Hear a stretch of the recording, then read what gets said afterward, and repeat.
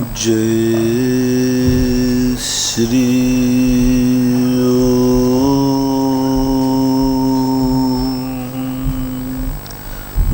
नमः सिद्धेभ्यः।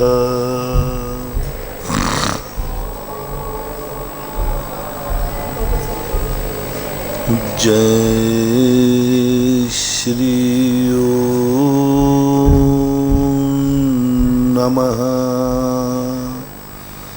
सिद्धेभ्यः।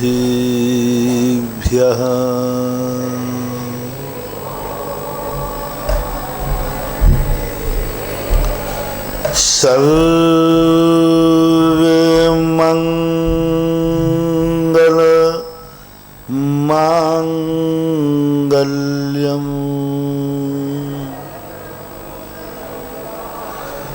सर्वे कल्याणकारकम्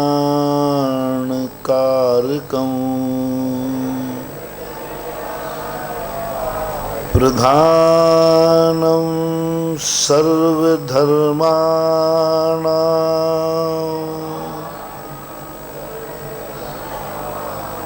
जैनं जयतु शासनम्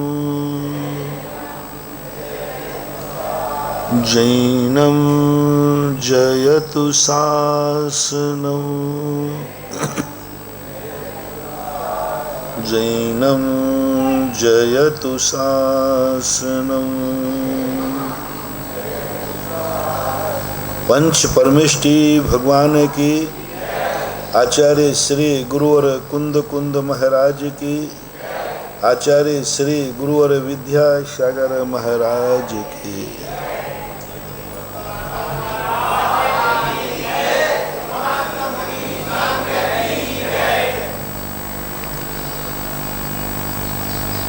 पराये व्यक्ति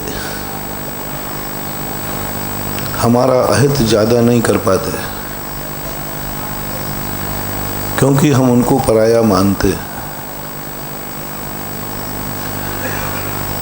और हम उनके प्रति इतने सावधान रहते हैं, वो कितनी भी मुझे बद्दुआ दें लेकिन हमारे ऊपर कोई प्रभाव नहीं पड़ता। आज तक मैंने शास्त्रों में नहीं देखा किसी दुश्मन की बद्दुआ से किसी का कोई विनाश हुआ है। लेकिन जितना भी दुनिया में नाश हुआ है वह सब अपनों से हुआ है, क्योंकि जिसको हम अपना मानते हैं उसके प्रति जो हमारे अंदर राग जागता है यह बहुत खतरनाक है। जैन दर्शन उस ऊंचाई तक जाने वाला है जहां पर भगवान से भी राग करना वर्जित कर दिया गया। जिसे भगवान से भी राग है उसे मोक्ष नहीं मिल सकता, गुरु से भी राग है उसे मोक्ष नहीं मिल सकता, उसकी सामायिक ही नहीं हो सकती। मोक्ष की तो बात बहुत दूर रही। सामायिक पाठ में जब व्यक्ति सामायिक करता है गृहस्थ, तो बड़ी बात कही कि पुत्र कलत्र ये सब मेरे नहीं है, इनके प्रति मेरा कोई राग भाव नहीं है। पुत्र कलत्र प्रपंचई यस्यास्ति नैकम वपु, हाँ साप सार्धम तस्यास्ति किम पुत्र कलत्र मित्र ही। किस पर प्रहार किया, बड़ी गजब की बात है। 2 दिन से 3 दिन से मैं शास्त्रों के अंदर पन्नों पर घुस-घुस करके देख रहा हूं। किसी शास्त्र में मुझे देशी आदमियों के प्रति ज्यादा प्रहार करते हुए नहीं दिखा। सामायिक पाठ में पुत्र कलत्र पर प्रहार कर दिया। अरे ये कहते कि दुश्मनों से कोई मतलब मत रखो, तो कह के क्या करूंगा, दुश्मन से कोई मतलब रखता भी नहीं। दुश्मन के प्रति हम ज़्यादा वो नहीं होते, दुश्मन हमारा कुछ बिगाड़ नहीं पाता, बल्कि तो यहाँ तक नीतिकारों ने कह दिया दुश्मन तो जितना तुम्हारे पास रहेगा उतना ही अच्छा है। निंदक नीरे राखिए आंगन कुटी छवाए। सब नीतिकारों ने कह दिया दुश्मन से कोई खतरा नहीं, दुश्मन क्या बिगाड़ेगा अपना। उज्ज्वल ज्ञान सागर महाराज ने कहा कि मेरा आलोचक मुझे कुछ शिक्षा देता है, कि मेरी आलोचना करके मुझे सावधान करता है। यहां तक तुम लोगों को कहा गुरु महाराज इसलिए नहीं बनाना कि वे तुम्हारी प्रशंसा करें, गुरु महाराज इसलिए बनाना कि वे तुम्हारी निंदा करें, बुराई करें। जितनी बुराई और निंदा गुरु करेगा, देखना बहुत बड़ी बात। दुश्मन की बुराई तो तुम्हें सहन करना ही है, और गुरु जब बुराई करे तो उसका तुम्हें एहसान मानना है। मुझे सच्चा गुरु मिल गया, वो गुरु नहीं जो तुम्हारी प्रशंसा करे, वो खोटा हो सकता है। प्रशंसक गुरु खोटे हो सकते हैं, वो भक्तों की प्रशंसा करके भक्तों को लुभाते हैं, एक सेल्समैन जैसे होता है। और आज सबसे बड़ी दुनिया में सच्चा गुरु क्यों नहीं मिल पा रहा है कि हर व्यक्ति गुरु को प्रशंसक गुरु चाहता है, जो मेरी प्रशंसा करे, जो मुझे आशीर्वाद दे, जो मेरे प्रशंसा के पुल बांधे। मैं कितनी पापी हूं, लोग मुझे पुण्यात्मा कहें, महाराज भी कहें, बस यही तुम्हारी सबसे बड़ी कमजोरी सच्चे गुरु से मिलने से वंचित रख रही है।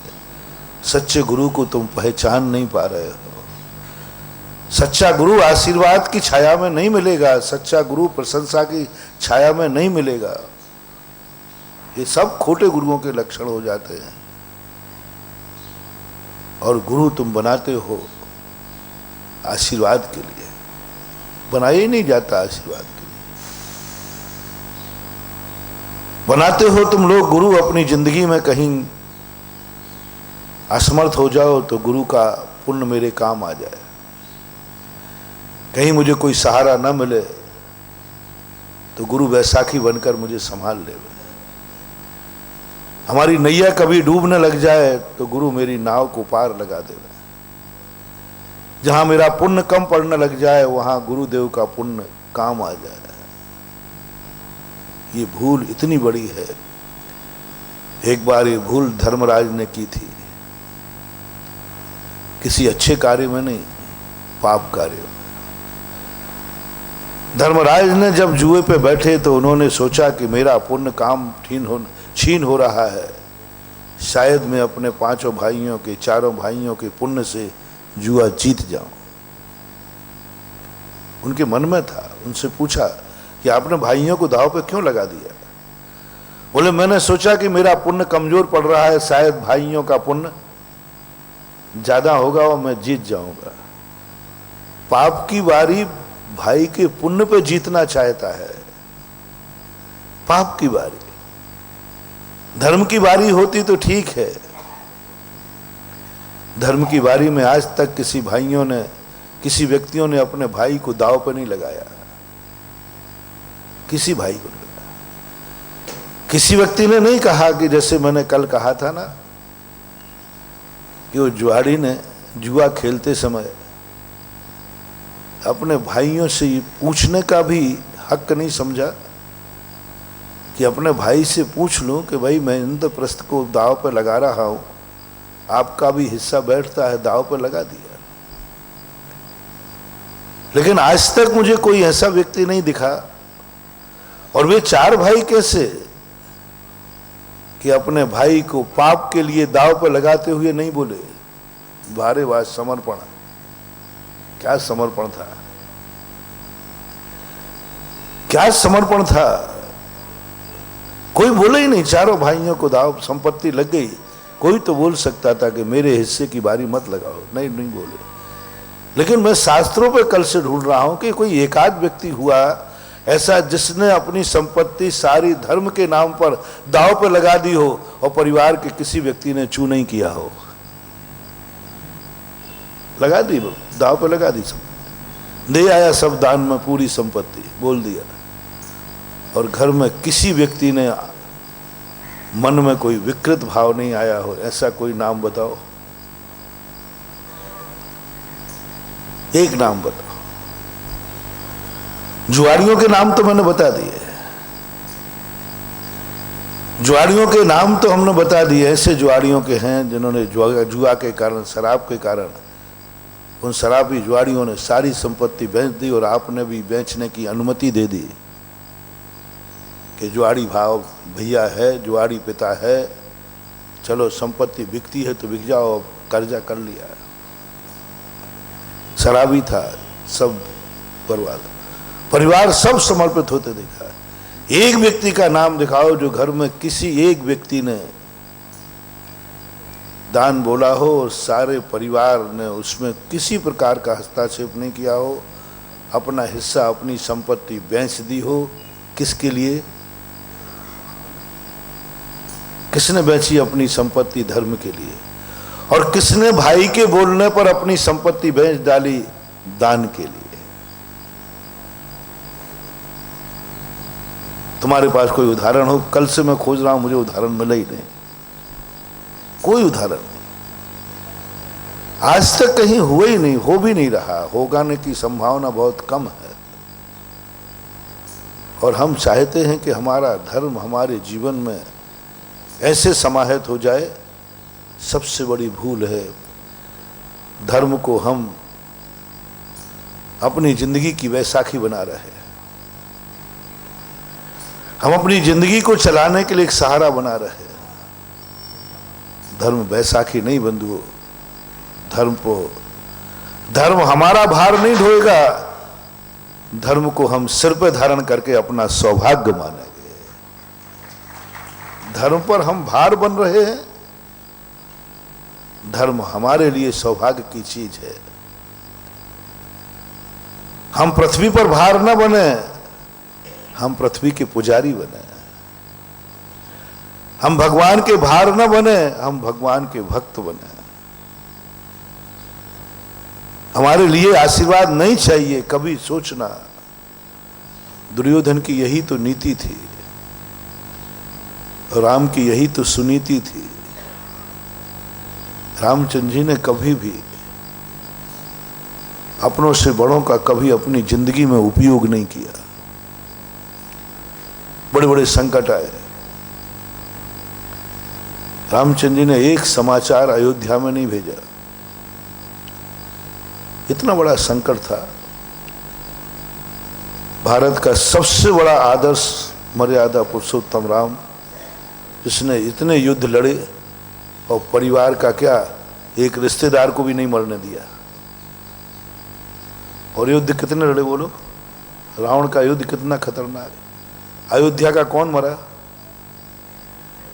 खबर तक नहीं दी, सूचना तक नहीं दी कि मेरे ऊपर संकट आया है। और सूचना दे देते तो बोलो भरत सेना लेकर आता कि नहीं आता? पक्का आता, पूरी सेना। नहीं दी, बोले नहीं, अयोध्या मेरे लिए नहीं, मैं अयोध्या के लिए हूं। अयोध्या मेरे लिए नहीं मरेगी, मैं अयोध्या के लिए मरूंगा। अयोध्या मेरे लिए नहीं लड़ेगी, मैं अयोध्या के लिए लड़ूंगा। कितनी बड़ी बात। अयोध्या का एक नागरिक मेरे लिए नहीं मरेगा, एक एक नागरिक के लिए मैं मरने को तैयार हूं। राज्य को भोग मत बनाओ, राज्य की सेवा करो। हिटलर शाही जो राजा होते हैं वे राज्य को भोग मना लेते हैं, राजभोग कहते हैं। राज्य के भोक्ता बन जाते हैं, वहीं से उनका पतन चालू हो जाए। जितने हिटलर शाही हुए वो राज्य को भोग बनाते हैं, भोक्ता बन जाते हैं। और जितने अच्छे राजा हुए वे राज्य के सेवक बनते हैं। हिटलर शाही राजा राज्य में सोता है, अय्यासी करता है, जनता चीखती है, दुखी होती है, और राज्य की सेवा करने वाला प्रजा सोती है और राजा भेष बदल करके चौकीदारी करता है। किसी की नींद खराब तो नहीं हो रही, किसी की नींद हराम तो नहीं हो रही, कोई दुखी तो नहीं हो रहा है, रात भर जागता है राजा।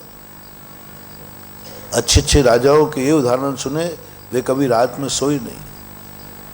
प्रजा को सोना है, राजा जाग रहा है, प्रजा सो रही है।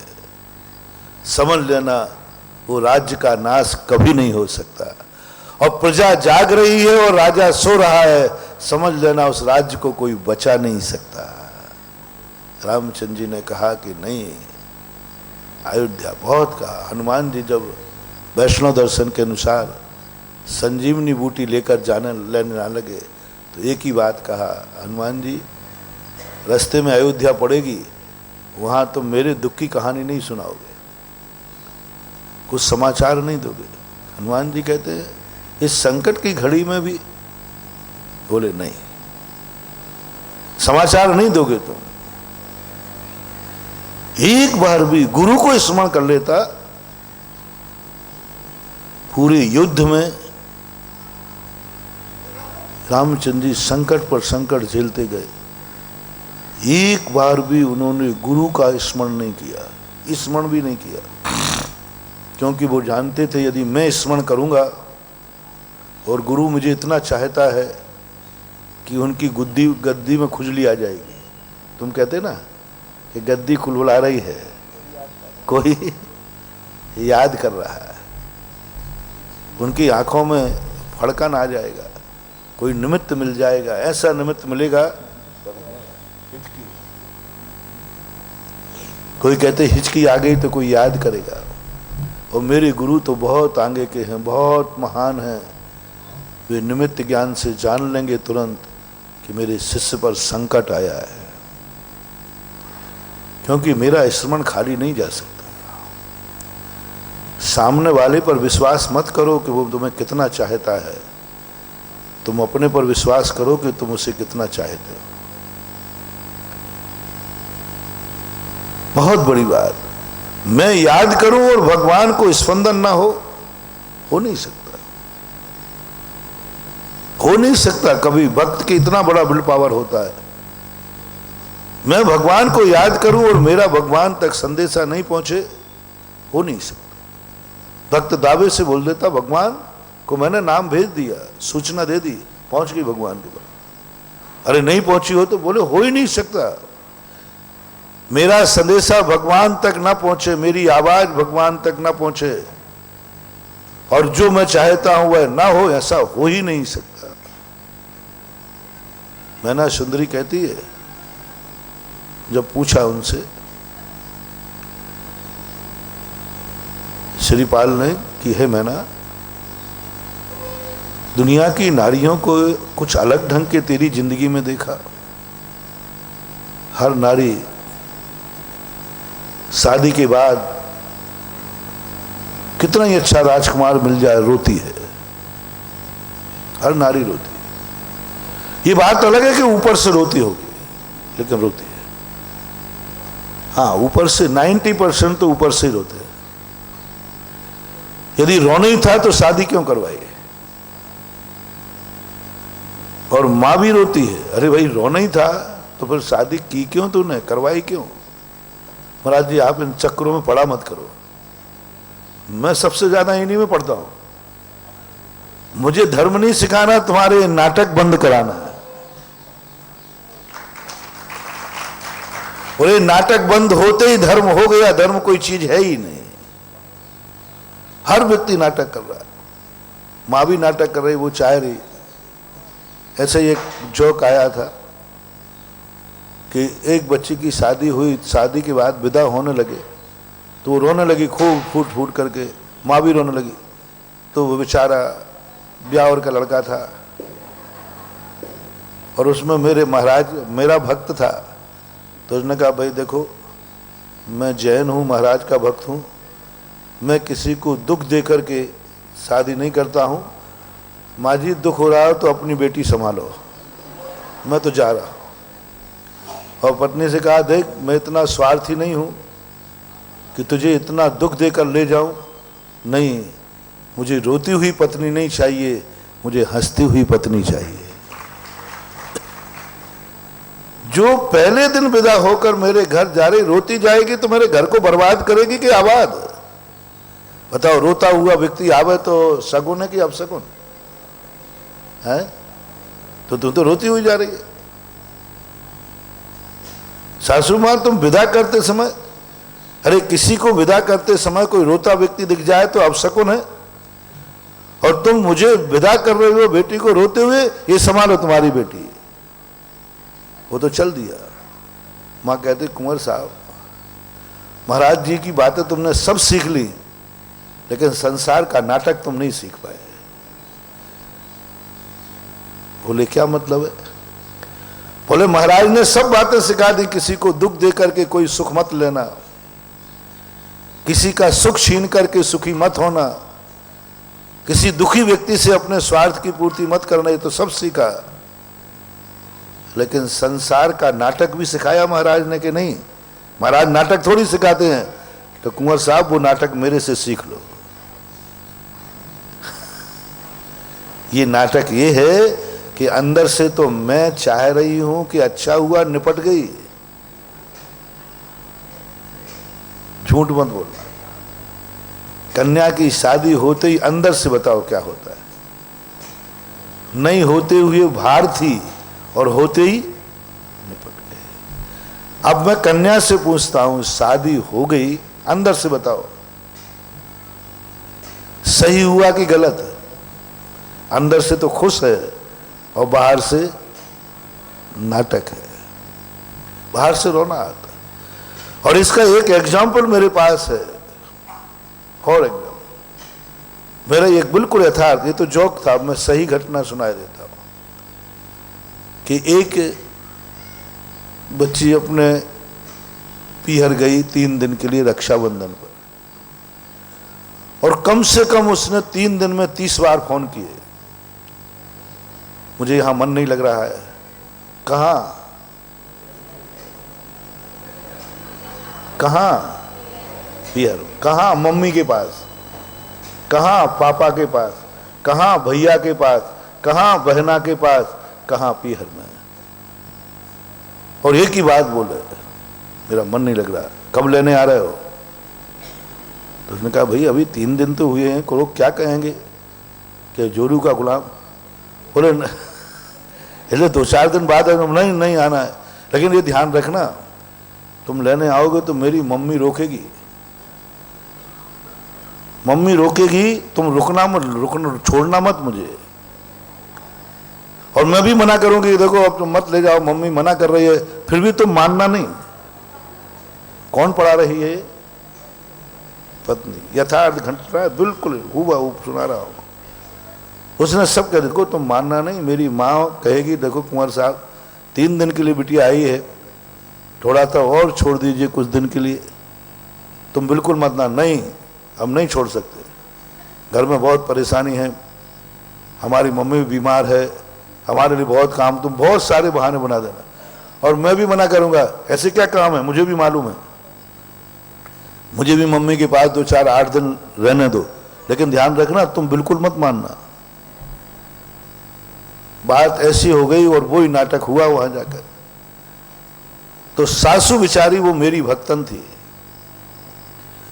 उसको मालूम चला कि कुंवर साहब महाराज जी के भक्त हैं, तो वो सीधी मेरे पास आ गई, दर्शन कराया सबको। बोले, महाराज जी देखो ये आपके भक्त हैं, मेरी बिटिया को 3 दिन भी नहीं हुए और लेने आ गए, थोड़ा आप इनको आशीर्वाद दे दो ना कि 2-4 दिन के लिए और बिटिया छूट जाए। अब माँ तो बेचारी सीधी सादी। तो मैंने कहा, क्यों रे? देख उसकी बिटिया 25 साल से उसके घर रही और तू 3 दिन के लिए नहीं छोड़ रहा है। इतना मेरा भक्त होकर इतना जोरू का गुलाम हो गया, थोड़ा शर्म कर, 2-4 दिन बाद आ जाना। अब वो लड़का तो घबरा गया कि इन बिटिया और माँ ने मिलकर मेरी तो गुरु के सामने धो दी, यानी मैं तो इसके कहने पर। और ये भी मैंने कहा, भाई तुझे क्या? बोले, महाराज जी मैं भी नहीं जानना चाहती, लेकिन ये मानते ही नहीं है।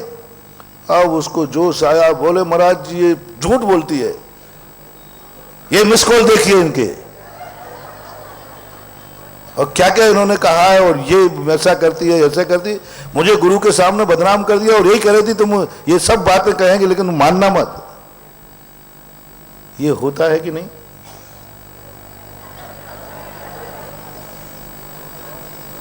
हंसना बता रहा है कि होता है।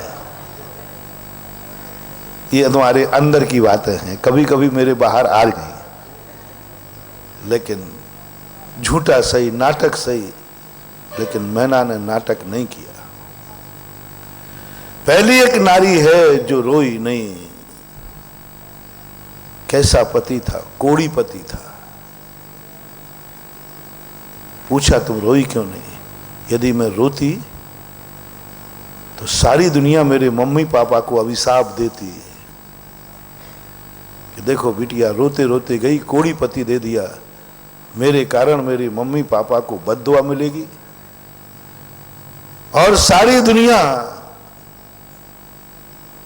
बहुत निंदा का विषय बन जाती। इसलिए मैं खुशी आई।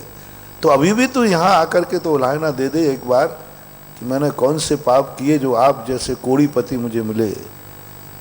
बोले सुनो, मेरी खुशी का कारण क्या है, मेरे आनंद का कारण क्या है?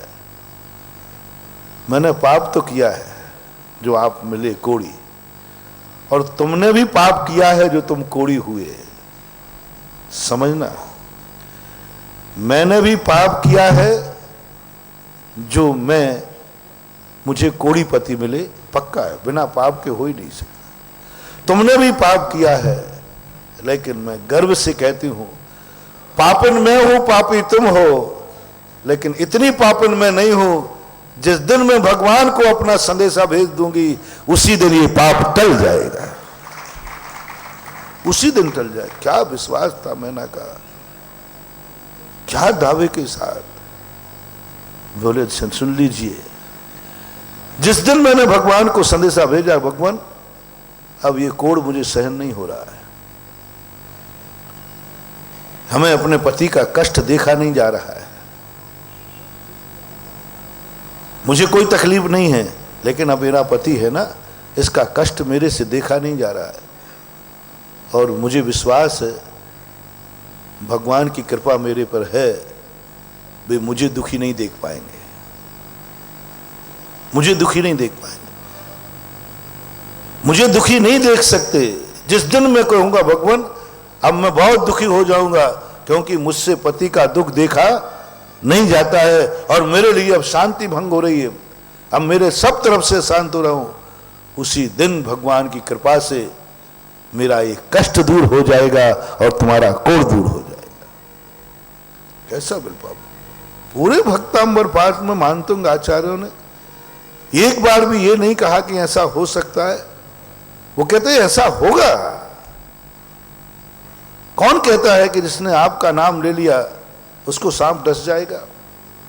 कौन कहता है जिसने आपका नाम ले लिया उसका जहाज डूब जाएगा? कौन कहता है? संदेह तो हमारे अंदर है कि हमारी भक्ति झूठी है, हमारा नमोस्तु झूठा है, हमारा समर्पण झूठा है, इसलिए तुम्हें डर लगता है। पूज्य वीर सिंह स्वामी महाराज ने लिखा कि मारणांतिक समुद्घात कौन करता है? पापात्मा जी। मारणांतिक समुद्घात होता है, एक जैन दर्शन का एक सैद्धांतिक वर्ड है कि जब व्यक्ति मरता है तो मरने के पहले इसकी आत्मा फैल करके उस स्थान को छू के आती है जहां इसको जन्म लेना है। लेकिन कौन आत्मा? सभी आत्माओं का नहीं। पूज्यवर वीर सिंह स्वामी महाराज कहते हैं जिनको मारणांतिक समुद्घात उनको होता है जिन्होंने जिंदगी भर पाप किया है, छल कपट किया है, पाखंडी धर्म किया है। उन्होंने कहा मैंने धर्म तो कुछ किया ही नहीं, अच्छे कार्य तो मैंने कुछ किए ही नहीं, भगवान के कभी मैंने कुछ किया ही नहीं अच्छा, सब पापी पाप किए, अब क्या होगा? पुलिस वाले से मैंने पूछा कि आप चोर को कैसे पकड़ते हैं?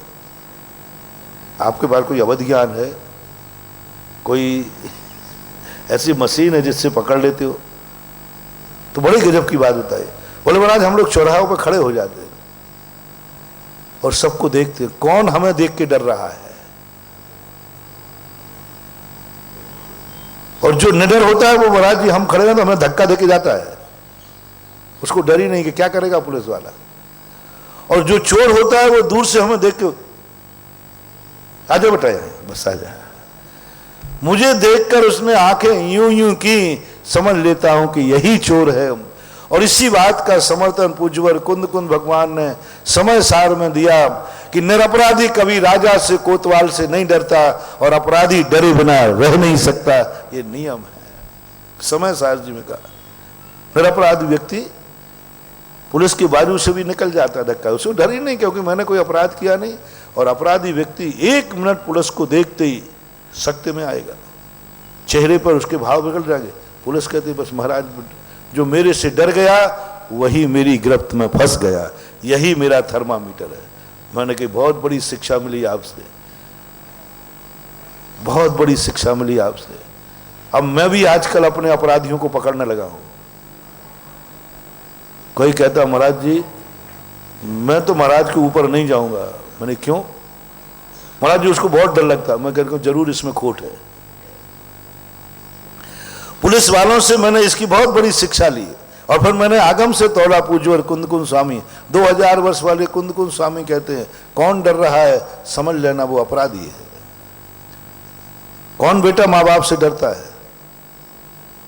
कब डर लगता है माँ बाप से? बचपन में तो नहीं डरते थे ना, उस समय तुम्हें अपराध की अनुभूति नहीं थी, अब क्यों डर लगने लगा? सावधान, जब तुम्हें अपनी जिंदगी में माँ बाप से डर लगने लग जाए समझ लेना अब तुम्हारे विनाश के दिन आ गए। तुम्हारी आत्मा कांप रही है मां के पास जाने में। तुम अपराध करते समय कांप रहे हो, बस एक ही डर है सारी दुनिया को मेरा अपराध पता चल जाए, लेकिन मम्मी पापा को पता नहीं चलना चाहिए। 99% लोग कोई ना कोई एक पाप ऐसा करते हैं जो सारी दुनिया को पता चले, लेकिन मम्मी पापा को पता नहीं चलना चाहिए। आप खुद खोज लें, आप खुद विचार करें कि आपके अंदर मैं और बुराइयों से नहीं बचा रहा हूं तुम्हें। तुम कितने गंदे हो, कितने बुरे हो, तुम क्या करते हो, मुझे इससे मतलब नहीं है। मैं तुम्हें उस बुराई से बचा रहा हूं जिस बुराई में फंसने के बाद मैं भी तुम्हें नहीं बचा पाऊंगा, भगवान भी तुम्हें नहीं बचा पाएंगे। क्या ऐसी खोट तुम्हारी जिंदगी में है जिसे तुम्हें डर लग रहा है कि ये खोट मम्मी पापा को पता न चल जाए?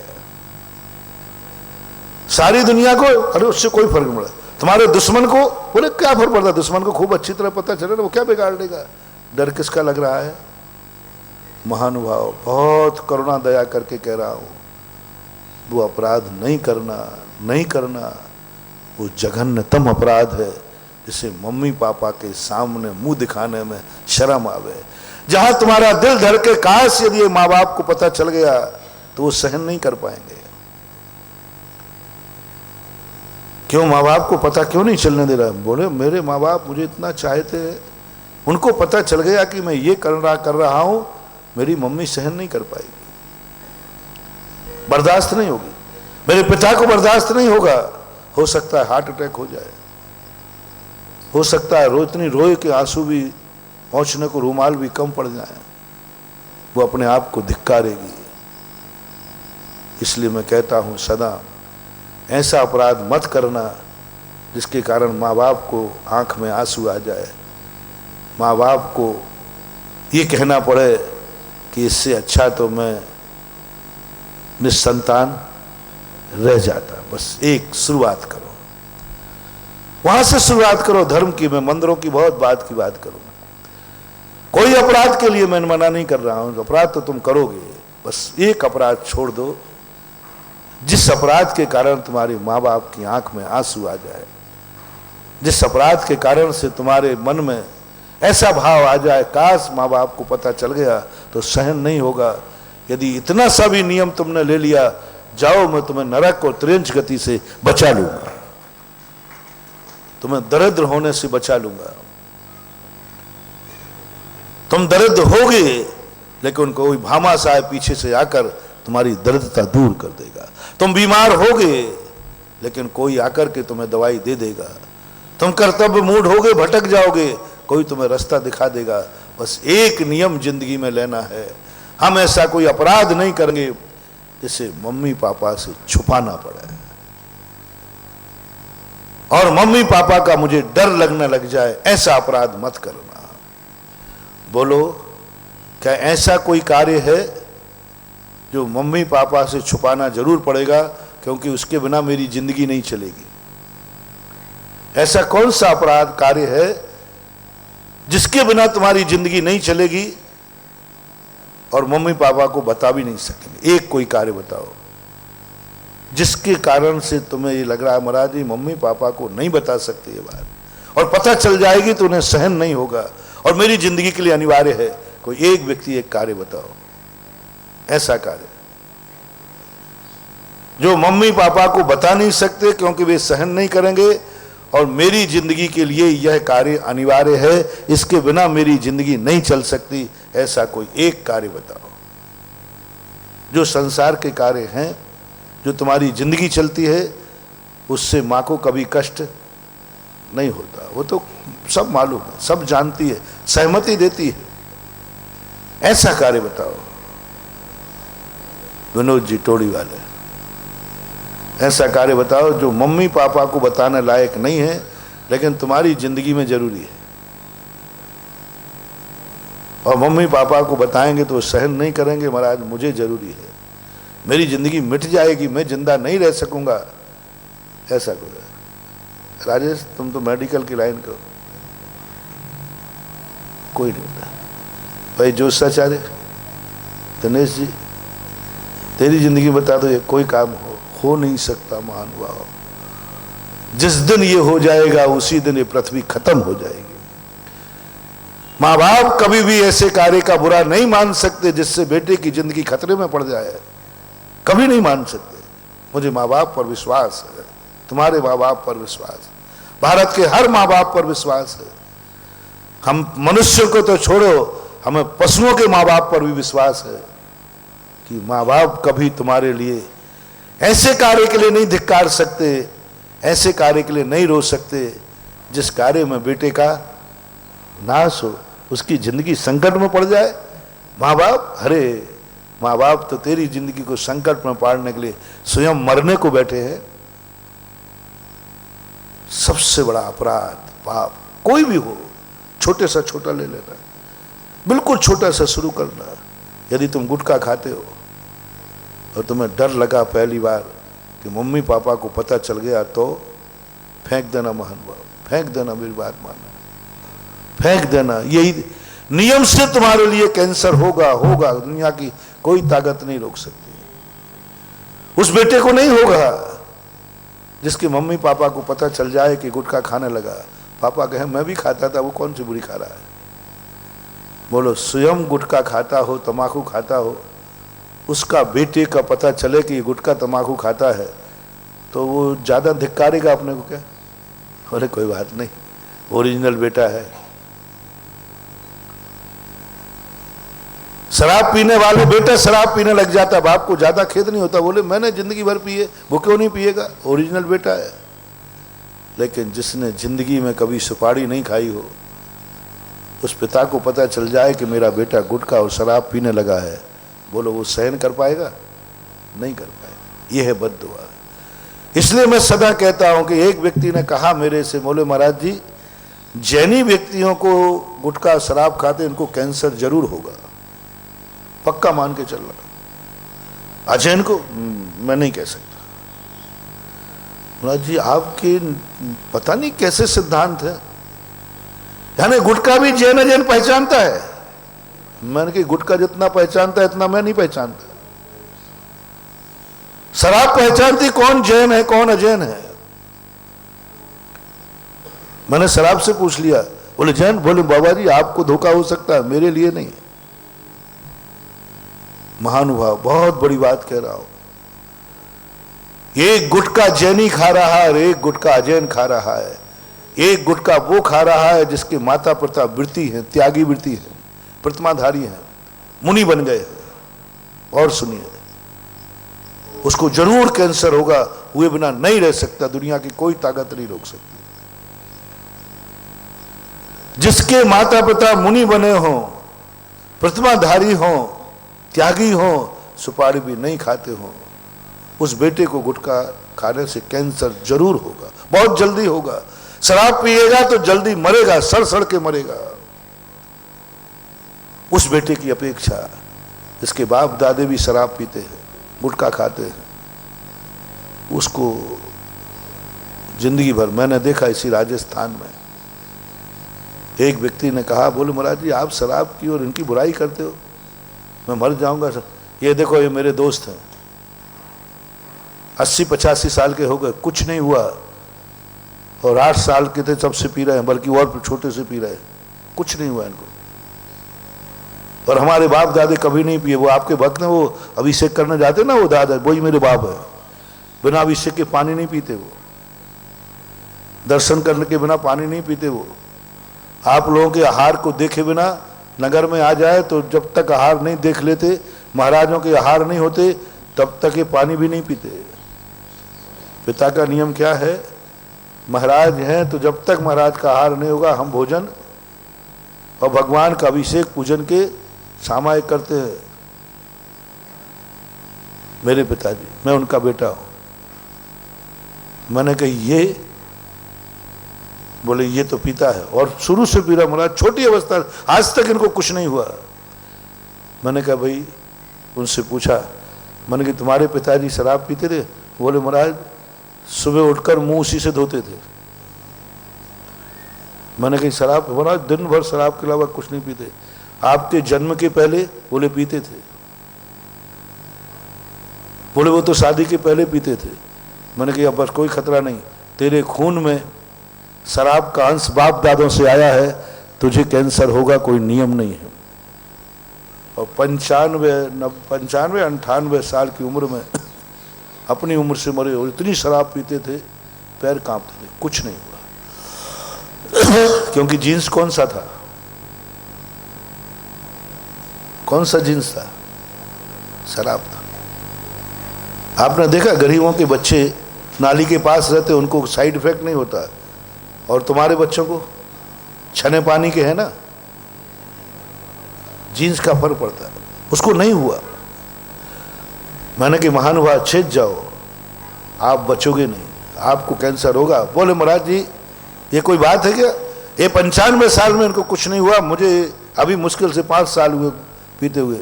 मैंने कहा होगा, क्योंकि तुम्हारा पिता धर्मात्मा है।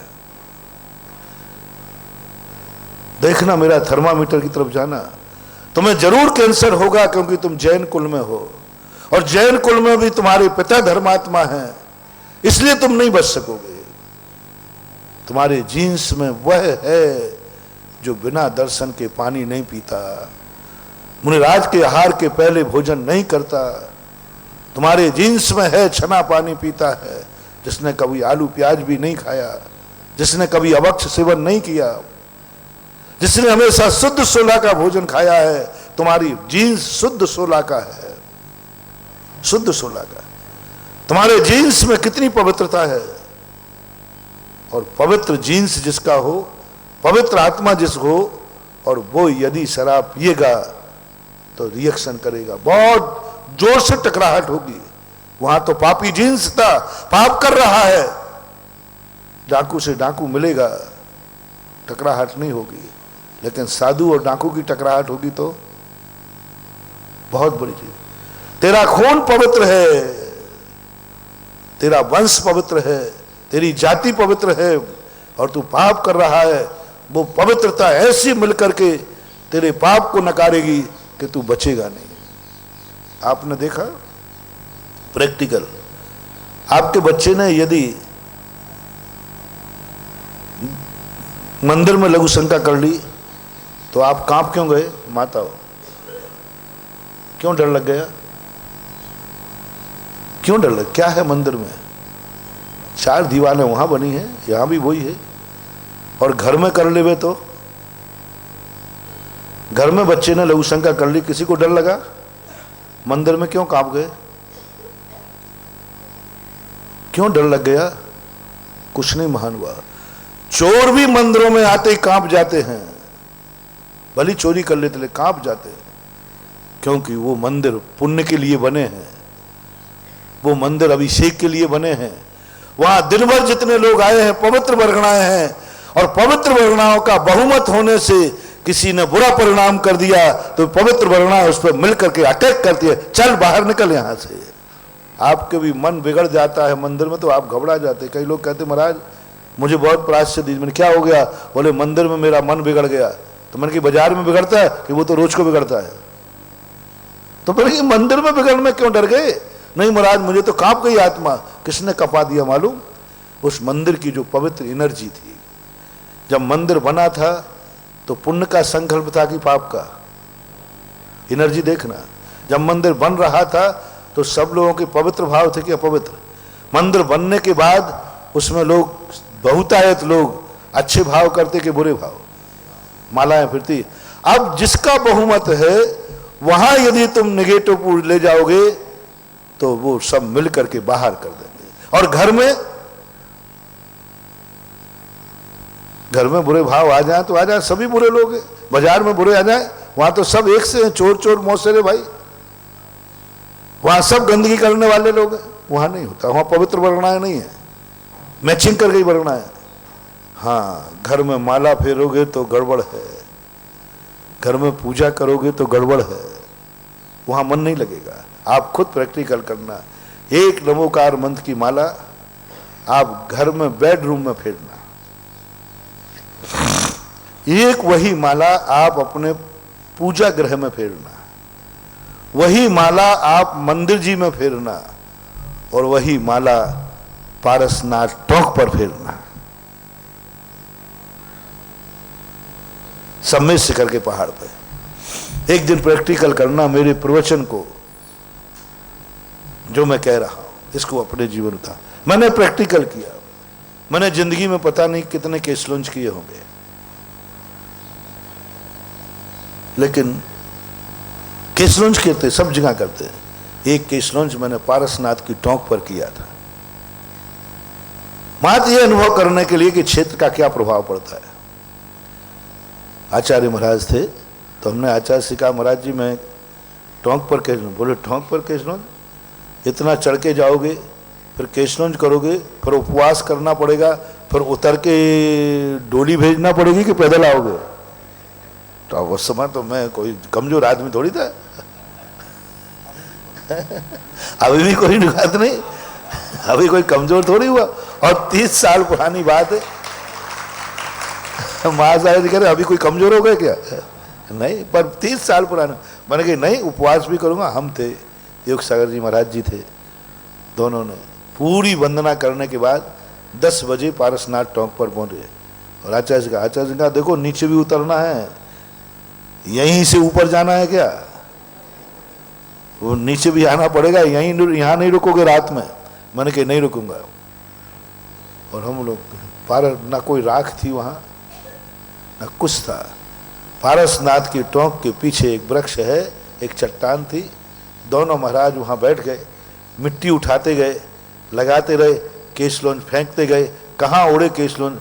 वो केस लॉन्च ऐसा लग रहा था जैसे साक्षात पारसनाथ ऊपर बैठे हैं और मेरे ऊपर आ गए। ऐसी अनुभूति, आज तक वो अनुभूति मुझे कभी नहीं आई। आज तक वो अनुभव, मैंने बहुत उस अनुभव को याद करता हूं। जब जब केस लॉन्च करता हूं बस उस आनंद का, उस स्फुरन का, उस भेद विज्ञान का, उस तत्व दृष्टि का और प्रभु दर्शन का आनंद के लिए ये आंखें तरस गई, लेकिन वो नहीं आ पा रहा। वो उस माटी का, उस क्षेत्र का एक ऐसा आनंद आता है। इसलिए क्षेत्र का भी बहुत बड़ा प्रभाव पड़ता है। वही माला आप घर में फिर रहे हैं, वही माला मंदिर में फिर रहे हैं। इसलिए मंदिर अलग क्यों बनाए जाते घर से? जिससे वो मंदिर पवित्र बने रहे, अपवित्र वर्गणाएं उसमें न प्रवेश कर जाए। इसलिए आपका घर में धर्म का मन नहीं लगता और मंदिर में बुरे भाव हो जाए तो आप कांप जाते हो। ये भगवान ने नहीं डराया है, भगवान की श्रद्धा ने नहीं डराया है, ये वहां की पवित्र वर्गणाओं ने डराया है। आपको मालूम बाबा भारती और डाकू खड़क सिंह घोड़ा को झोपड़ी में से क्यों नहीं चुराया? बड़े बड़े ताले तोड़ने वाला, बड़ी बड़ी हवेलियों में डाका डालने वाला बाबा भारती के यहां तो ताला भी नहीं था। काय की झोपड़ी थी? घास की झोपड़ी थी, घास फूस की। एक घोड़े को नहीं चुरा पाया। जैसे वो वहां जाता उसके पैर कांप जाते, उसके पैर कांप जाते, उसके किलत हो जाते। वहां की रहने वाली वरना कहते, है पापी, इस कुटिया के अंदर कभी पाप नहीं हुआ है, इस कुटिया के अंदर कभी पाप की वरनाएं विद्यमान नहीं है, इस कुटिया के अंदर सदा साधु आए हैं, इस कुटिया में कभी डाकू नहीं आया। कौन बोल रहा है? बाबा भारती? नहीं, वहां की पवित्र, क्योंकि उस कुटिया में सदा साधु आते थे, सज्जन आते थे, धर्म के भजन होते थे, पाप वहां था ही नहीं। तो पाप की वर्णाएं दरवाजे पर द्वारपाल बन गई, पाप की वर्णाएं कवच बन गई, पाप की वर्णाएं उस चोर को अंधा कर दिया, लौट के चला जाता था। उसने कहा कुटिया में तो बाबा जी ने कोई यंत्र लगा रखे हैं, गड़बड़ हो जाता है, इसको कुटिया के बाहर आने दो। कहां चुराया? फिर सवेरे घूमने जाते थे उस समय चुराया। ये वर्णाओं का प्रभाव है। महानुभाव, यदि हमारा मंदिर इतना पवित्र हो जाए, था मंदिर पहले पवित्र, चोर आते थे, सैनिक किलित हो जाते। सांगानेर का मंदिर देखो, 3 राजाओं ने मिलकर के सांगानेर पर आक्रमण किया, तत्थगढ़, कुंभलगढ़ और तोडाराय से। इन 3 राजाओं ने मिलकर के एक साथ सांगानेर को सांगानेर एक बहुत बड़ा शहर था, सांगावती नाम था, जयपुर नहीं था, आमेर था। आमेर की राजगद्दी का मीना बाजार सांगानेर था, जहां जैनियों के 700 घर थे, और वे भी 700 घर जौहरियों के थे। सबके यहां रत्नों का व्यापार था।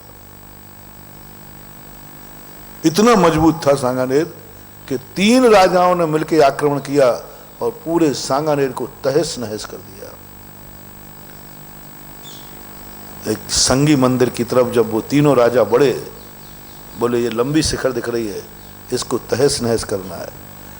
और तीनों राजाओं ने जैसे ही मंदिर की तरफ कूच किया, उनकी पूरी सेना कीलित हो गई, स्तंभित हो गई। दरवाजे तक जाकर के दरवाजे पर खड़े खड़े ले रहे, बोले साहब मैं आगे नहीं बढ़ सकता, पीछे भी नहीं जा सकता। तीनों राजाओं ने, वहां पर एक कोई भट्टारक जी थे, उनको पता चला कि सेना किलित हो गई। राजा से कहा ये पवित्र स्थान है, ये इतना पावन है।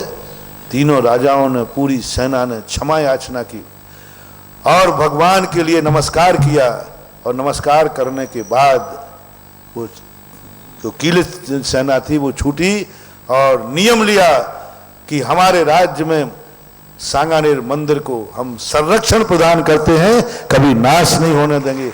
हमारा महल नाश हो जाएगा, लेकिन इस मंदिर को नष्ट होने के लिए हम युद्ध करेंगे। बहुत बड़ी कहानी है उसकी। आज इतना पुराना मंदिर सांगानेर के अंदर एक भी महल नहीं बचा, एक भी स्थान नहीं बचा। संगी मंदिर आज भी पूर्ण सुरक्षित है। किस कारण से? किसने रक्षा की? उस मंदिर की पवित्र वर्गणाओं ने। उस मंदिर की इतनी पवित्रता थी, पापी नहीं जा पाए। राजा सांगा सब तरफ से हार चुका था, सब तरफ से हार चुका था, और युद्ध में से पलायन करके भागा था। और वो युद्ध हुआ था जहां जयपुर बसा हुआ है। आमेर की गद्दी पर राजा था सांगा, और युद्ध में हार करके भागा। उधर से सेना भागी, और संगी मंदिर में आकर के जो तलघर था, उस तलघर में सांगा ने शरण लेकर, भट्टारक ने उसको छुपा दिया। उसी तलघर में, जिस तलघर में अपने, उसमें कई तलघरे हैं, उसमें कई रास्ते हैं, वहां जाके छुपाया। सैनिक को मिला नहीं। सांगा का जब युद्ध खत्म हो गया, तब बाहर निकल के आदिनाथ भगवान की जो स्तुति की कि हे भगवान, तूने मुझे बचाया है और मैं बच नहीं सकता। यदि मैं आमेर की गद्दी पर पुनः बैठ गया तो तू मेरा इष्ट देवता होगा, तेरे बिना आमेर की गद्दी का पत्ता भी नहीं हिलेगा। उसने संकल्प किया, पुनः राजगद्दी पर बैठा। बीच की कहानी को गौण करता हूं। सीधा राजगद्दी पर बैठा और पूरी जिंदगी भर जब भी कोई काम होता, चांदी का श्रीफल गाजे बाजे के साथ चांदी की पालकी में आदिनाथ भगवान के चरणों में आता था। ये रिकॉर्ड मुझे आमेर के जो मान सिंह का हमल है ना, उसकी पोथी खाने में मिला। प्रतिदिन चाहे शादी विवाह हो, चाहे युद्ध की तैयारी, कुछ भी काम होगा, एक श्रीफल सांगानेर के आदिनाथ भगवान को बार गाजे बाजे के साथ जाएगा। ऐसे ही नहीं, या तो राजा स्वयं लेके आता या राजघराने का कोई व्यक्ति लेके आता, और यदि कोई नहीं आता तो पालकी में श्रीफल रखा जाता, चांदी का श्रीफल, चांदी की पालकी, चारों तरफ से बॉडीगार्ड लगे रहते और गाजे बाजे के साथ सांगानेर मंदिर में श्रीफल चढ़ता था। तब जाकर आमेर की गद्दी का कोई काम शुरू होता था। जिस मंदिर की इतनी पवित्रता हो, उस मंदिर में कोई पाप कर ले, नहीं हो सकता। लेकिन जब पापियों की संख्या ज्यादा मंदिर में बढ़ जाए और पुण्यात्माओं की घट जाए, तो फिर पापियों का राज्य हो जाता है, क्योंकि वहां पर वर्गणाएं बढ़ाई जाती, इसलिए वर्गणाओं का बहुत बड़ा प्रभाव पड़ता है। वो पवित्र वर्गणाएं तुम्हारे जीवन को बहुत कुछ करती है महानुभाव। इसलिए कहा गया, पाप किस क्षेत्र में कर रहे हो? पाप बुराई नहीं है, क्षेत्र कौन सा है? पाप की बुराई नहीं है। तुम शराब का सवाल नहीं है, कौन पी रहा है शराब? कौन पी रहा है शराब? जिसका पिता मुनि बना। कौन पी रहा है शराब? जिसका पिता धर्मात्मा है। कौन पी रहा है? सेठों की बर्बादी का कारण क्या है? ये सेठ सारे बर्बाद हो गए। आज जिन जिन सेठों की आज समाज में तू तू बोलती थी, आज समाज के शिरोमणि थे जिन्होंने बड़ी बड़ी नसियां बनाई, बड़े बड़े धर्म बनाए।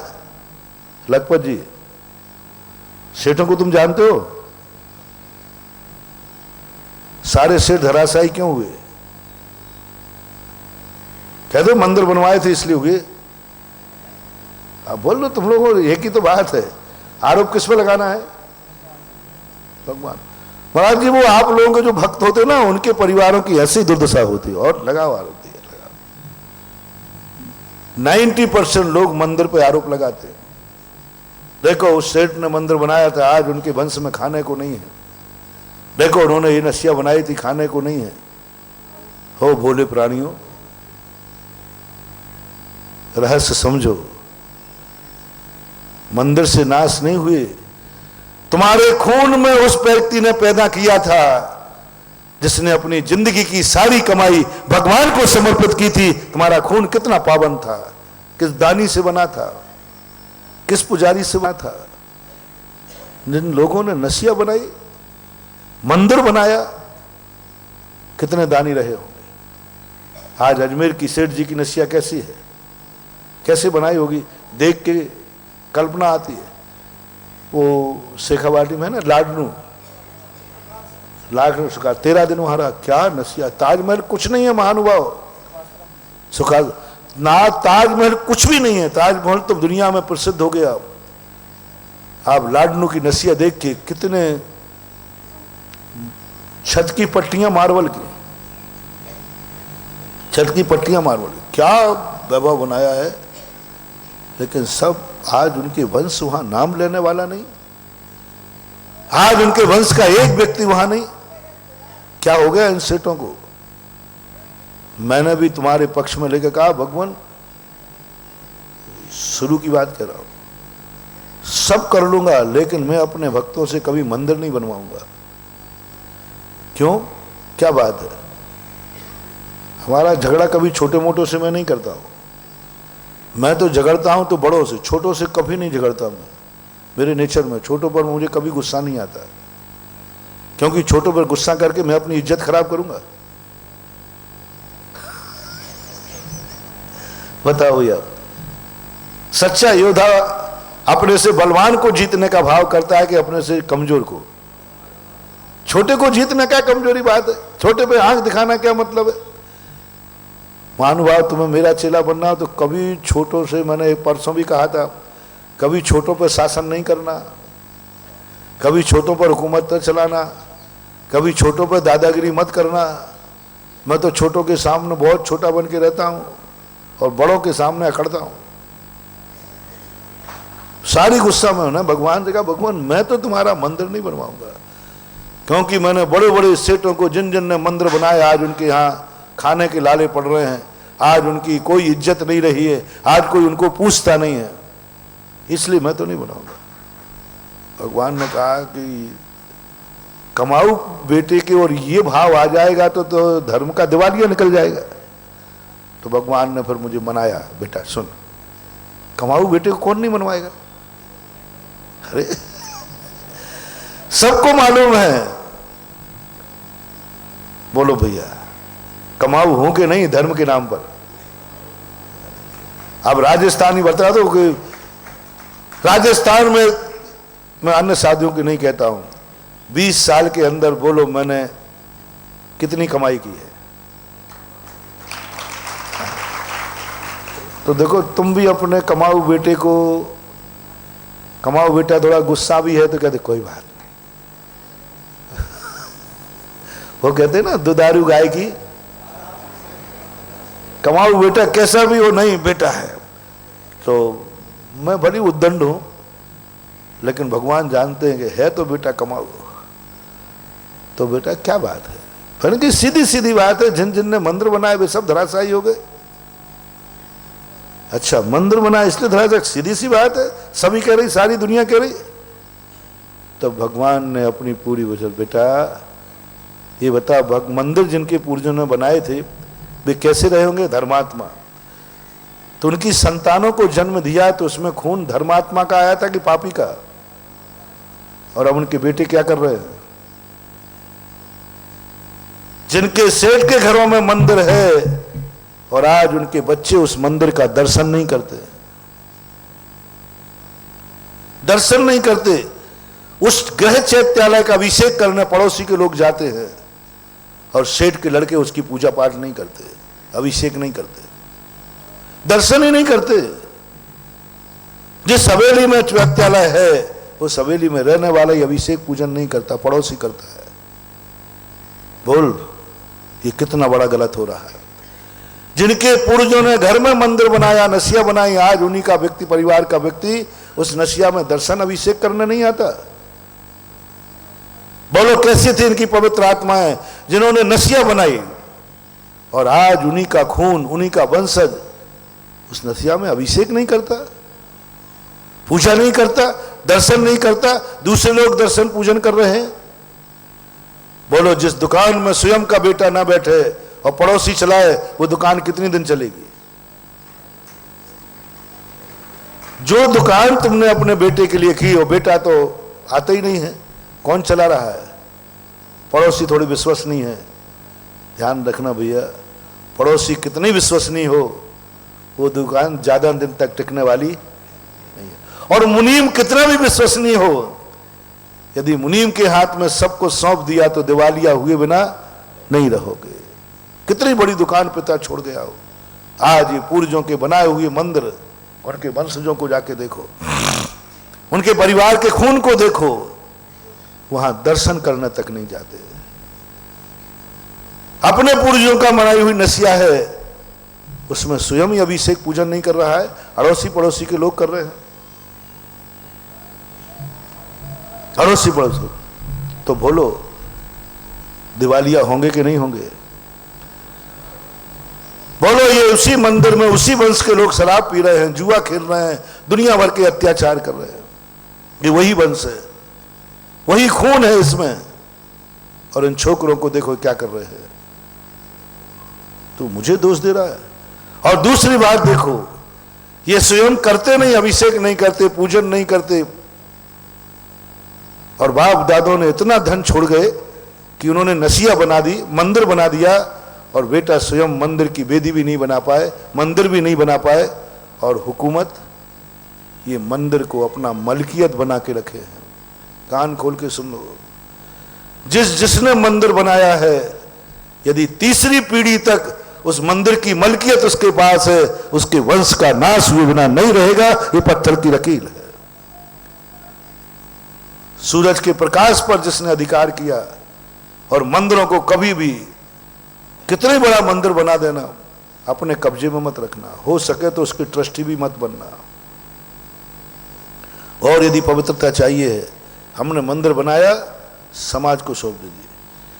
वे पगड़ियां आज भी आकाश में बैठी हैं जिन्होंने पूरा मंदिर बनाया, और मंदिर बनाते समय कह दिया अंत में कलशारोहण और पहली सीढ़ी बनाने के लिए कि समाज से मैं भीख मांगता हूं कि मेरे पास पैसा नहीं बचा है, एक मंदिर की सीढ़ी बनना है, आप सब लोग चंदा दे दो,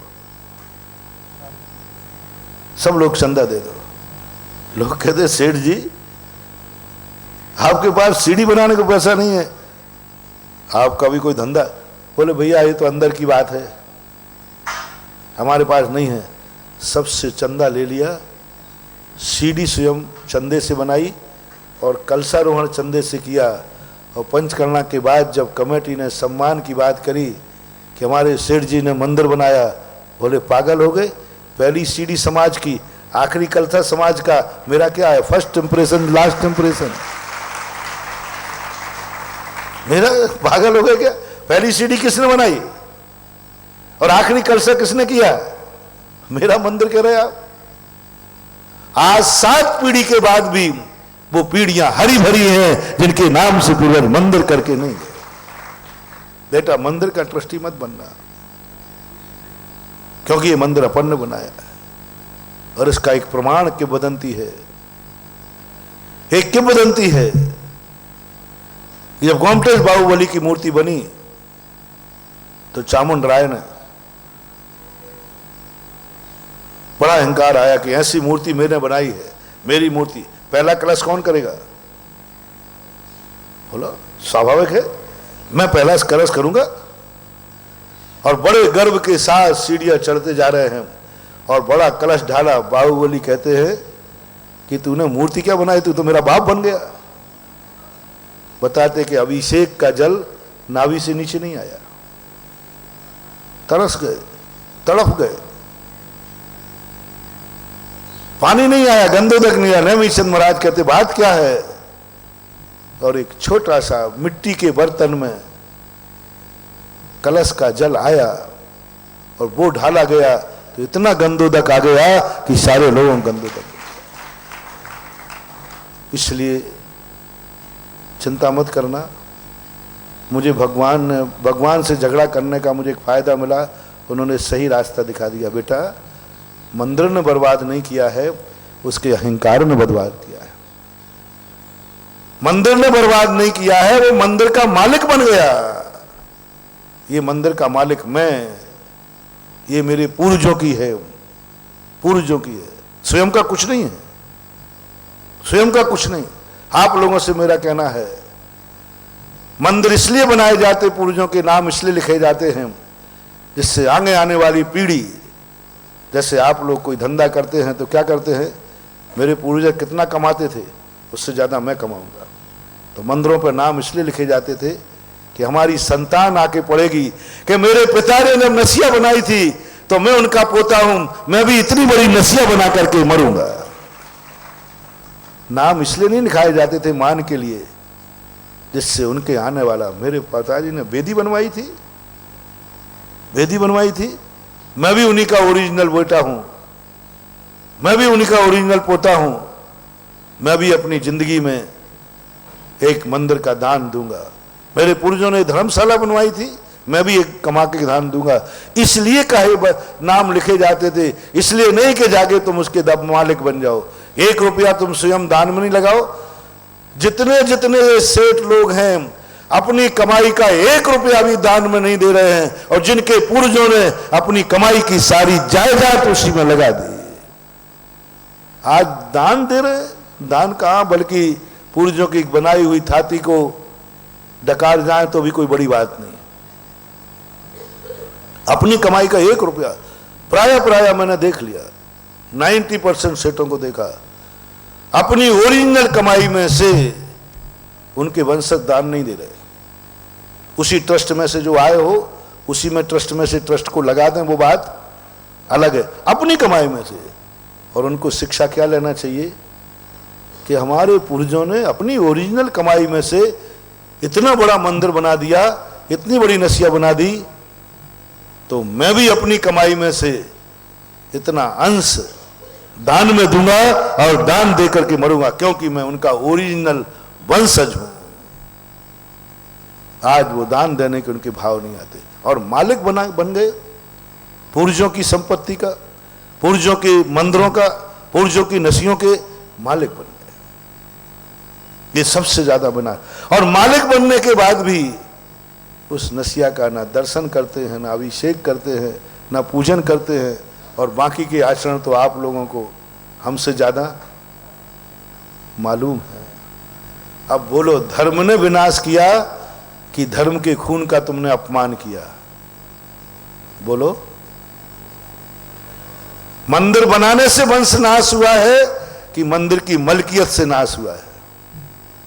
बोलो, मंदिर से नाश हुआ है कि मंदिर का हमने अभिषेक पूजन बंद कर दिया इसलिए नाश हुआ है? तुम्हारा खून पवित्र था, ऐसे दानियों का खून था। सावधान, सारी जनता के लिए संदेश देता हूं, यदि तुम्हारा बाप दानी था तो मेरा आपसे कहना है, आपको दान देने का मन बना लेना चाहिए, नहीं तो तुम्हारा नाश निश्चित है, क्योंकि तुम उस खून को बदनाम कर रहे हो। तुम्हारा शरीर एक दानी के खून से बना है जिसने जिंदगी भर दान दिया है।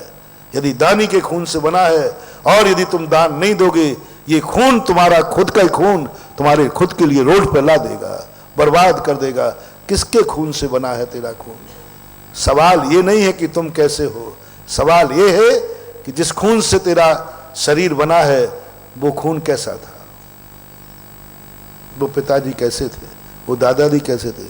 मैं इसलिए नहीं कह रहा हूं कि आप दादाजी का अनुकरण, मैं इसलिए कह रहा हूं आपको चेतना है कि मेरे शरीर में कौन सा खून है, उसका आचरण कैसा था, कैसा था।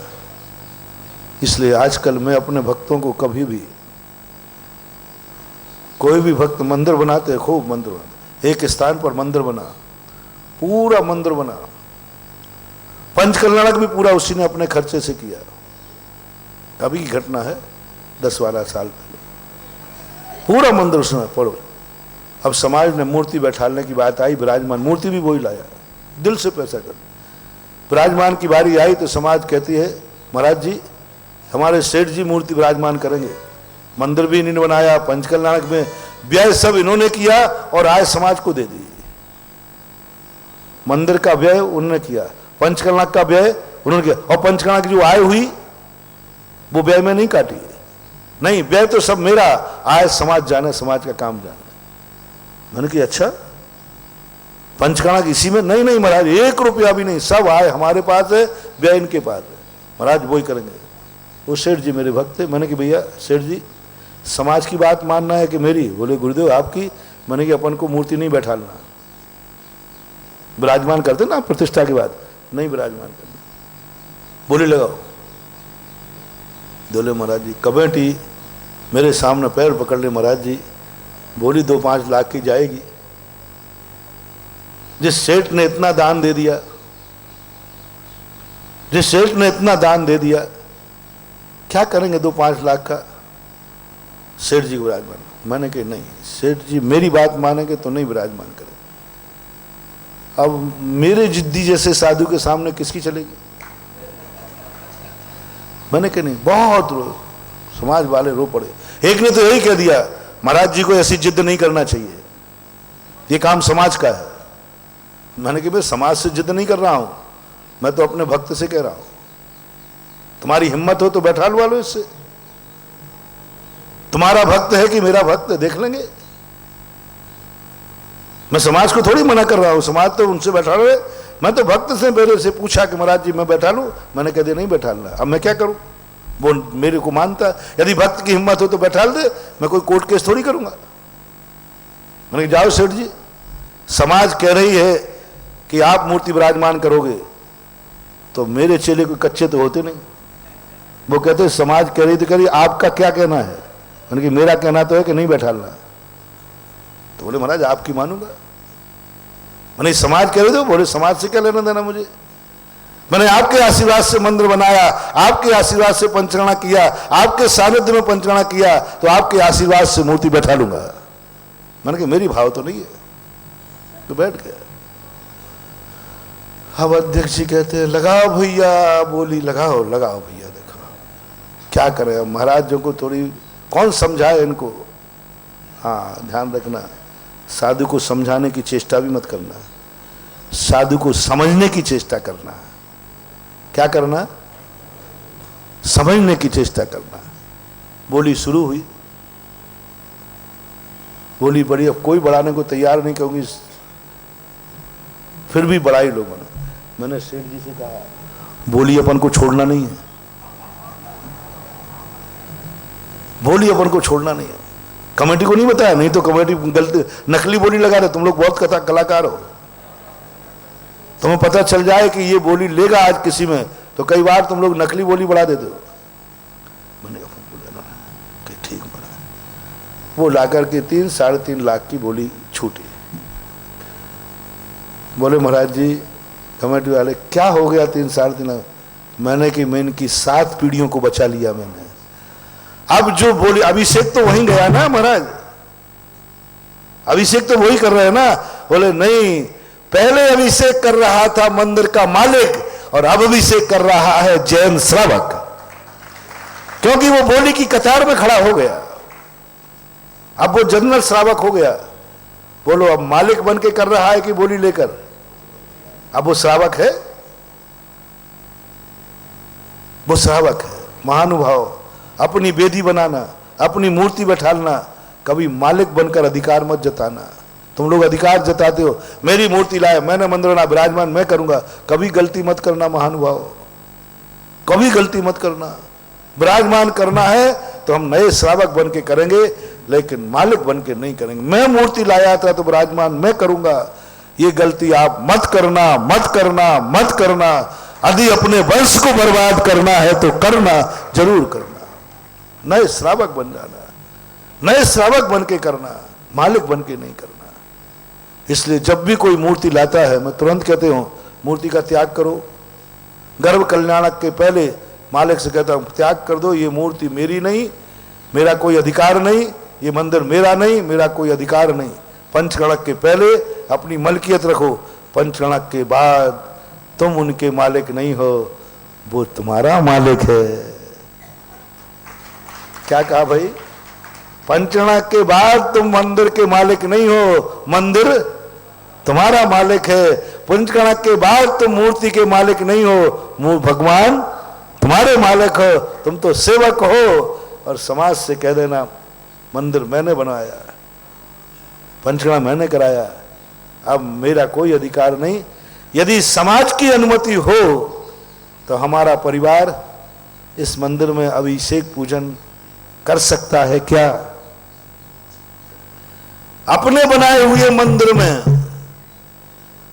अपने बनाई हुई मूर्ति विराजमान करने में समाज से हाथ जोड़ के अभी मांग रहा। मैंने कहा सेठ जी खड़े हो जाओ, इस मंदिर में तुम्हारा कोई अधिकार नहीं, तुम्हारा मंदिर बन चुका। यदि समाज कहेगी कल से तुम इस मंदिर में नहीं आओगे तो नहीं आ सकते आप। पूछो समाज से, अनुमति मांगो, हाथ जोड़े। मैं समाज के हाथ जोड़ के विनती करता हूं कि इस मंदिर में मेरे परिवार को अभिषेक पूजन और दर्शन की अनुमति दी जाए। लोगों की आंखों में आंसू नहीं थे। महाराज जी आप हमारे सेठ का इतना अपमान करवा रहे हो।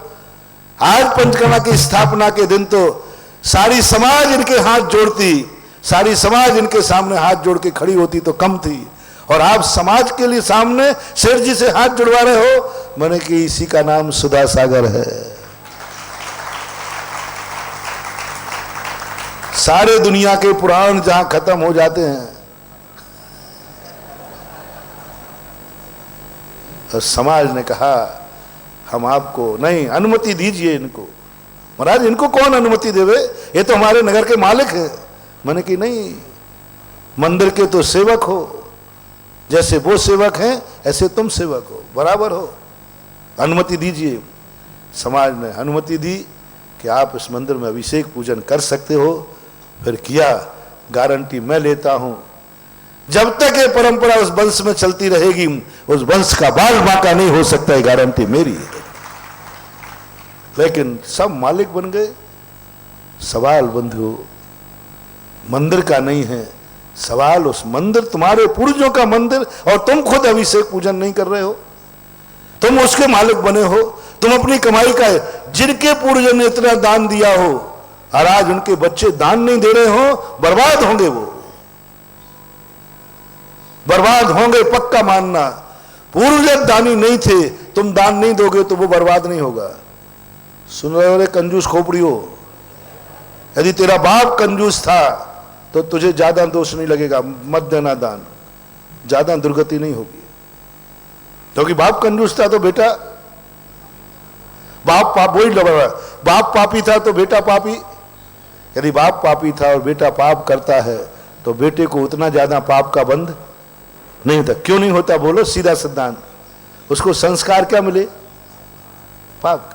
पापी के बेटे को ज्यादा पाप का बंध नहीं होता, शराबी के बेटे को शराब का दुष्परिणाम नहीं होता, गंजेड़े भंगेड़े के बेटे को गंजेड़े भंगेड़े का कोई प्रभाव नहीं पड़ता।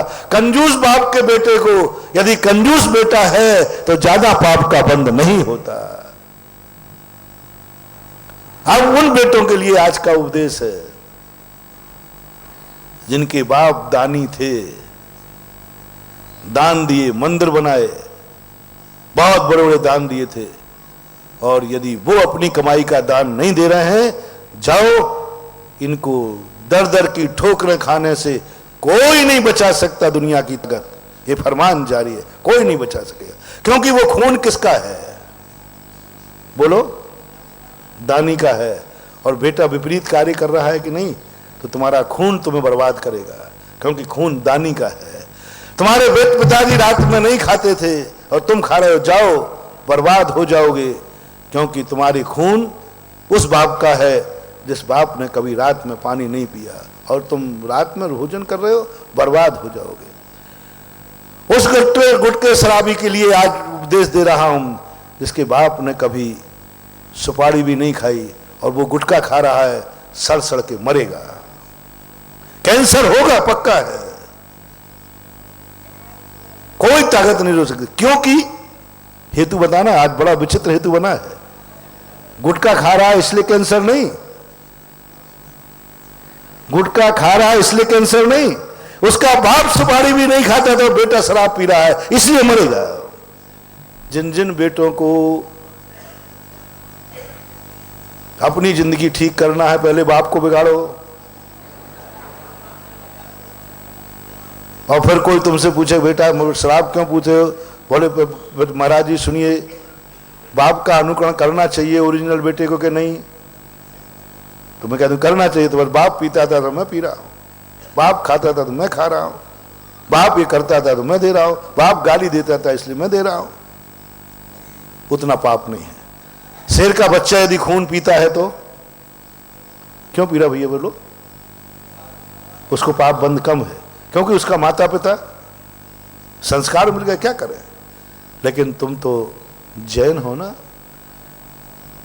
बोले महाराज जी ये बात तुम्हारी समझ में नहीं आई हमें, एक बचपन से शराब पी रहा है, तंबाकू खाता है और इसको आज तक कुछ नहीं हुआ, और तुम मुझे महाराज मुझे भी कुछ नहीं हुआ, शराब में इतनी कोई अकल नहीं होती, इतनी अकल नहीं होती। मैंने कि भैया देख मैं शराब को ज्यादा जानता हूं। बोले महाराज आप जानते ज्यादा, ध्यान रखना महान हुआ, जितने तुम पाप करते हो तुम कुछ भी नहीं जानते, पापों के संबंध में इडियट। और हम लोग पाप नहीं करते हैं और पापों के संबंध में इतना जानते हैं कि पाप करने वाला भी पाप के संबंध में नहीं जानता। सबूत क्या है महाराज, आप जानते हो, मेरा त्याग बता रहा है कि मैं पापों के संबंध में जानता हूं, तभी तो बच गया। चलो रास्ते के गड्ढे से कौन बचेगा? जिसको मालूम है कि यहां गड्ढा है। और गड्ढे में कौन गिरेगा? बोलो, जल्दी बोलते जाओ, समय हो रहा है। गड्ढे में कौन गिरेगा? जिसे गड्ढे का ज्ञान नहीं है। और गड्ढे से कौन बचेगा? बोलो, पापों में कौन गिरेगा? जिसे पापों का ज्ञान कोई कुछ भी नहीं है। और पापों से कौन बचेगा? यदि पापों का ज्ञान नहीं होता तो हम पापों से बचते नहीं, और तुम्हें ज्ञान होता तो तुम पापों में बचते नहीं। इसलिए सिद्ध है। मैंने कहा बेटा, शराब के संबंध में जितना मैं जानता हूं, शराब बहुत ज्ञानी है, शराब में बहुत अकल है। बोलो महाराज जी, हमने तो ये सुना है नशा शराब में होता तो नाचती बोतल। मैंने कहा देखो, शराब में बहुत अकल है, बहुत बुद्धिमान है। वो मुनि को भी पहचानती है, वो जैन को पहचानती है, वो अजैन को पहचानती है, वो बल्दियत पहचानती है। बोले महाराज जी, हम ये बातें तुम्हें समझ में आ रही? महाराज जी, मुझे भी समझ में नहीं आ रही। शराब ये जानती है कौन पी रहा है, शराब ये जानती है कि कौन पी रहा है। हाँ, शराब जानती है। बोलो, पुद्गल कर्मों में, पुद्गल कर्मों को अपन जड़ कहते हैं, और पुद्गल कर्म को ये ज्ञान होता है मुझे किसको बंधना है। यहां पर इतने लोग बैठे हैं, कर्म अलग अलग बंध रहा है कि सबको एक साथ? तो कर्म में ये अकल कहां से आ गई कि मुझे इसकी यहां बंधना है, इसी की यहां बंधूंगा? उसी को बनता है। 100 लोग बैठे रहते उनको नहीं बनता। बहुत अकल है। बोले महाराज जी, मुझे तो आपका समझ में नहीं आया, इसलिए मैं तो शराब नहीं छोड़ूंगा। जब मेरे सामने 95 साल से शराब पी रहा है, शुरू बचपन से पी रहा है, इसको कुछ नहीं हुआ, तो आपकी बातें कही हुई क्या मानो? ये तो प्रैक्टिकल है। उसने लाके मेरे सामने खड़ा किया है। राजस्थान की बात है यही, और अजमेर जिले की बात है, और तो क्या कहें। अब ज्यादा नहीं खोलता, नहीं तो पोल खुल जाएगी। उसे सामने लाके खड़ा किया। मैंने कि भैया, इसकी बल्दियत बता दो, तेरी बल्दियत बता दो। तो दोनों ने अपनी बल्दियत बताई। बोले महाराज, तो बाप दादे पीते आए। मैंने कि इसको कुछ नहीं होगा। मैं कह रहा हूं ना, मैं शराब को जानता हूं, वो अपने ग्राहक को कभी दुख नहीं देती, क्योंकि इसका ग्राहक पीढ़ी दर पीढ़ी से है। बाप भी था, दादा भी था, पर कि तेरा बाप शराब का दुश्मन था,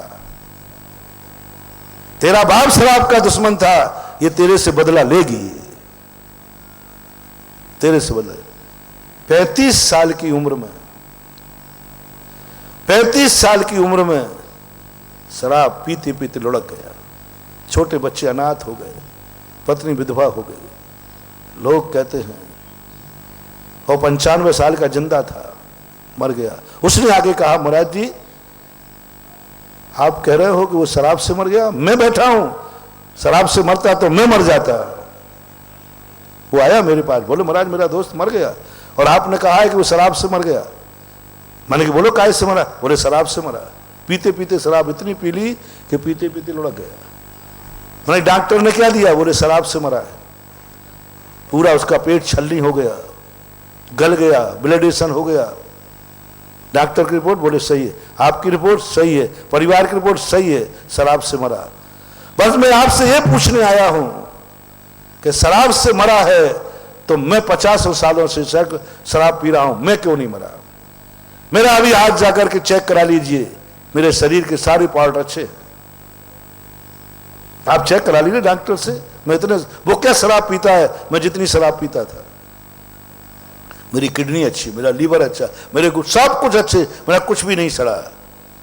महाराज, इसको भी आप नकारोगे क्या? मैंने कहा तुम जो दिखा रहे हो ना, तुम जो सुरक्षित हो कि तुम्हारा बाप भी शराब पीता था, तुम्हारा कुल परंपरा से शराब पिए थे, और ये उस वंश का है जिसके बाप दादे पानी छान कर पीते थे। इसकी बॉडी छने पानी से बनी है, और छने पानी में यदि शराब जाएगी तो छना पानी टक्कर लेकर के शराबी को मिटा देगा, और शराबी के पास शराबी जाएगा तो दोस्त बनोगे। इसलिए महानुभाव, शराब पीना ही है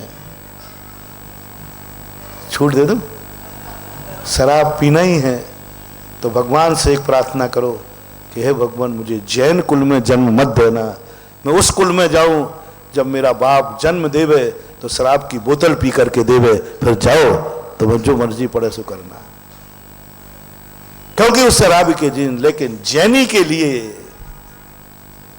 बर्दाश्त नहीं होगा। समय आपका हो गया। जो आप लोग कई बार कहते हैं महाराज सभी दुनिया रात्रि भोजन कर रही है, सबको पाप लगेगा क्या? नहीं। सभी दुनिया आलू प्याज खाती है तो पाप लगेगा? बोले नहीं। सभी दुनिया बिना छना पानी पीते इनको पाप लगेगा कि नहीं? सवाल है तुम्हारा वंश क्या है। इसलिए आज का प्रवचन तुम्हारे लिए किस तरफ संदेश है? अपने पूर्वजों के चरित्र को इकट्ठा करो। यदि आपके पूर्वज दानी थे तो आज से आप दान शुरू कर दो। आपके पूर्वज यदि धर्मात्मा थे तो आप धर्म शुरू कर दीजिए। आपके पूर्वज अभिषेक करते थे तो आप अभिषेक करना शुरू कर दीजिए। आपके पूर्वज यदि मुनियों को आहार देते थे तो आप आहार देना शुरू कर दीजिए। आपके पूर्वजों ने मंदिर बनाया है तो आप भी मंदिर बनाने की तैयारी कर दीजिए। आपके पूर्वज यदि स्वाध्याय करते थे तो आप भी स्वाध्याय शुरू कर दीजिए। जो जो आपके पूर्वज करते थे वह आप शुरू कर दीजिए, तो आपको भी वही इज्जत मिलेगी, वही शक्ति मिलेगी जो आपके पूर्वजों के पास थी। पितृदोष क्या है? पितृदोष और कुछ नहीं बंधु। अपने पूर्वजों के आचरण भूल जाना यह पितृदोष है, और आचरण को करने लग जाना यह पितृदोष का निवारण है।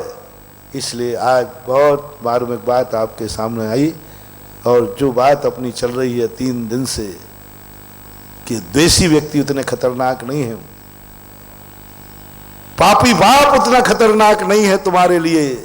एक पापी को पापी बाप खतरनाक नहीं है, एक पापी को पुण्यात्मा पाप खतरनाक है। बेटे के लिए कह रहा हूं, बाप के लिए नहीं। एक कंजूस के लिए कंजूस बाप खतरनाक नहीं है, एक कंजूस के लिए दानी बाप खतरनाक है। एक पापी को पापी बाप खतरनाक नहीं है, लेकिन इसका बाप मुनि बना हो और वो बेटा पापी हो, उसके लिए बहुत खतरा है महानुभाव। उन सेठों के खतरे हैं आज उनकी खैरियत नहीं है, जिनके बापों ने बहुत बड़े बड़े दान देकर नसियाएं बनाई हैं, क्षेत्र बनाई हैं। उन बेटों की जिंदगी सावधान। वे नियम ले ले कि मेरे पूर्वजों ने नसिया बनाई, मैं भी एक नसिया बना के ही मरूंगा, तो ही उनकी खैरियत है, अन्यथा उनकी कोई खैरियत नहीं है। जिन लोगों के अब मंदिरों में जाकर के सब लोग पूछें कि हमारे पूर्वजों ने कोई मंदिर में मूर्ति तो नहीं बैठा ली? बैठा ली हो तो चुपचाप तुम भी मन बना लेना, मैं भी बैठा लूंगा, क्योंकि वो मेरे ओरिजिनल वंशज थे, मैं उनकी ओरिजिनल संतान हूं। तो मैं तुम्हें आशीर्वाद दिलाता हूं पूर्वजों का कि जो इज्जत उनकी थी वो इज्जत तुम्हारी भी सलामत रहेगी। क्योंकि अब आप अपने पूर्वजों का बोलो, वो यदि सदाचारी थे, वो शुद्ध भोजन करते थे, वो अच्छी तरह रहते थे, इसलिए पूर्वजों की इसलिए याद किया जाता है जिससे उनके आचरण भी हमारी जिंदगी में आ सकें। महावीर भगवान की जय। हेलो, बोले मुनिपंग सुधा सागर जी महाराज की 2 मिनट आप कोई नहीं उठे, जब तक जिनवानी स्तुति नहीं हो कोई नहीं उठे। देखिए